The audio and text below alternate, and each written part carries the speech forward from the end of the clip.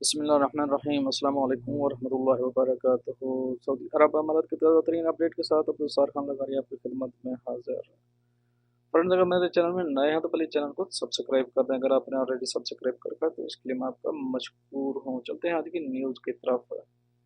متحدہ عرب امارات نے کرونا وائرس کے عالمی دباؤ سے پیدا ہونے والی صورتحال کے پیش نظر منگل کو 400 پاکستانی قیدیوں کو رہا کر دیا۔ یہ رہائی دونوں ممالک کی حکومتوں کے درمیان افہام و تفہیم کے نتیجہ میں عمل میں لائی گئی، جس کے تحت معمولی جرائم پر متحدہ امارات کی جیلوں میں قید کی سزا بھگتنے والے پاکستانی شہریوں کو رہا کر دیا گیا۔ ابوظہبی میں پاکستانی سفارت خانے کی طرف سے جاری بیان کے مطابق ان افراد کو 2 خصوصی پروازوں کے ذریعے وطن واپس لایا جائے گا، جن کا انتظام متحدہ عرب امارات کی حکومت نے کیا ہے۔ اسلام آباد میں متحدہ عرب امارات کے سفارت خانے کے ترجمان نے اس بات کی تصدیق کی ہے۔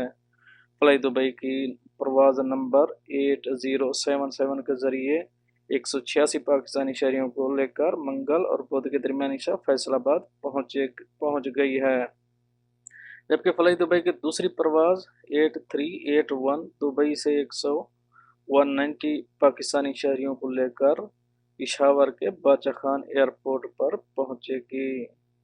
فرینڈ، یہ تو تھی ایک اہم اپڈیٹ جو آپ دوستوں سے شیئر کری۔ ملتے ہیں نیکسٹ اپڈیٹ کے ساتھ، تب تک کے لیے آپ کا بھائی آپ سے چاہے کہ اجازت۔ اللہ حافظ۔